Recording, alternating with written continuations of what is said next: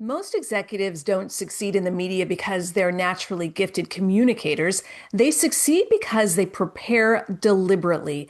And yet, some of the smartest, most accomplished leaders skip preparation, not because they're careless, but because they assume intelligence, experience, or seniority will carry them. That assumption is exactly what The West Wing captured brilliantly in an episode that aired more than 25 years ago. And what's remarkable is this: despite everything that's changed in media, technology, and culture, the mistake is exactly the same today. If you're new to my channel, I'm Susan Saravo, and I'm sharing my knowledge from decades of experience as a communications professional, media trainer, and TV reporter. I've been on both sides of the microphone, asking the questions and answering the questions. And what I've seen over and over again is this: incredibly smart leaders get themselves in trouble when they dismiss warnings from people who know better. Which brings us to The West Wing, Season 1, Episode 15, titled Celestial Navigation. In this episode, CJ Craig, the White House press secretary, has a dental emergency, root canal, swollen face. She can barely speak. She knows she cannot do the daily press briefing. So Josh Lyman decides to step in. Josh is the deputy chief of staff. He's Ivy League educated. He debates policy for a living. He talks to reporters all the time. And when a reporter quietly warns him, "You shouldn't do this," Josh brushes it off. I'm a graduate of Harvard and Yale, and I believe that my powers of debate can rise to meet the Socratic wonder that is the White House press corps. It's funny, it's confident, but with that mindset, you know something is bound to go wrong. Because media success isn't about credentials, and the media briefing room is not impressed by confidence. It rewards preparation. Josh's first mistake is assuming that being smart is the same as being media ready. Media is not a debate. It's not an internal meeting. It's not a policy argument. It's a performance environment with rules many leaders never learn because they're not getting the right coaching. CJ commands the briefing room, not because she's smarter than Josh, but because she prepares deliberately.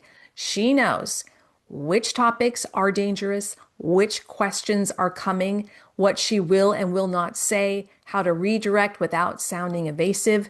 Josh knows policy. CJ knows the room. Let's look at the moment things start to unravel. Josh starts the briefing feeling great. Later, he even congratulates himself, saying he handled the initial issue with ease and poise and imposed a discipline he felt had been lacking.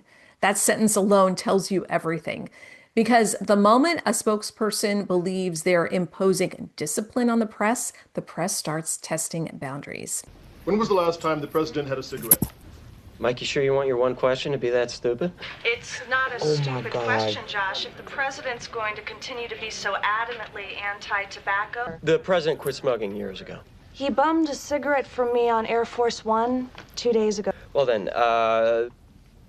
Jonathan. So you're not going to answer Katie's question? I'll look into it. In that moment, the story is no longer about policy. It's about credibility. One unprepared sentence becomes the headline. The press doesn't have to ask a question directly to start getting at the information they're looking for. They can simply ask around it. That question wasn't about smoking so much. It was about hypocrisy, credibility, and consistency. Josh answered the literal question. A prepared spokesperson answers the strategic question. That gap between what's asked and what's really being tested is where leaders get burned. As the briefing continues, Josh grows defensive, sarcastic, combative. But he has no plan to address inflation specifically? 24 PhDs on the Council of Economic Advisors, Katie.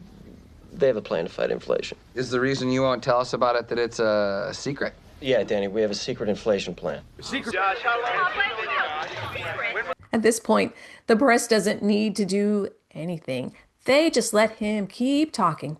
Because when someone walks into the media unprepared, they will eventually defeat themselves. This next point is one of the most misunderstood aspects of media performance. The press is not your audience. The audience is everyone watching: voters, employees, investors, customers, regulators.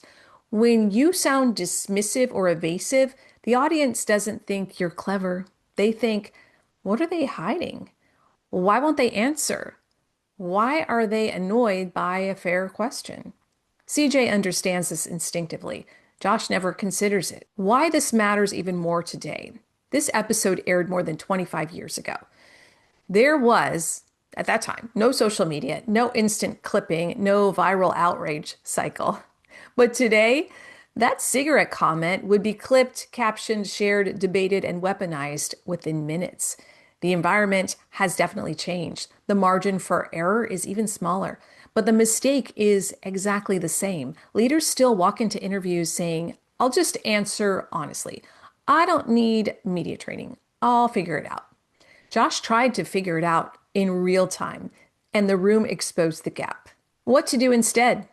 The executives who succeed in the media don't rely on confidence. They prepare deliberately. Here's what that looks like. Number one, anticipate the hard questions, not the easy ones, the uncomfortable ones, the ones you hope won't be asked, because those are the ones that define the interview. Number two, decide your boundaries in advance. Preparation isn't about saying more. It's about knowing what you won't say and how to say it cleanly. Number three, practice bridging, not debating. You are not there to win an argument. You are there to deliver a message. Number four, respect the audience you can't see. Every answer should make sense to someone watching at home with no context. Number five, treat media like a performance. Once adrenaline hits, intelligence drops. Training is what remains. This is exactly the work I do with founders, executives, and senior leaders. I help smart, capable people prepare for high-stakes media moments so they don't rely on instinct, improvisation, or confidence alone. If you have interviews, visibility opportunities, investor conversations, or on-camera moments coming up and you want to show up prepared instead of reactive, you can learn more about working with me in the link below. You can book a call. Because confidence is helpful, but preparation is what protects your credibility. Josh wasn't wrong to be confident. He was wrong to believe confidence could replace preparation. And more than 2 decades later, leaders are still making the same mistake. History doesn't just repeat itself, it waits for the next unprepared spokesperson to step up to the microphone. Remember, most executives don't succeed in the media because they're naturally gifted communicators. They succeed because they prepare deliberately. And that is a choice.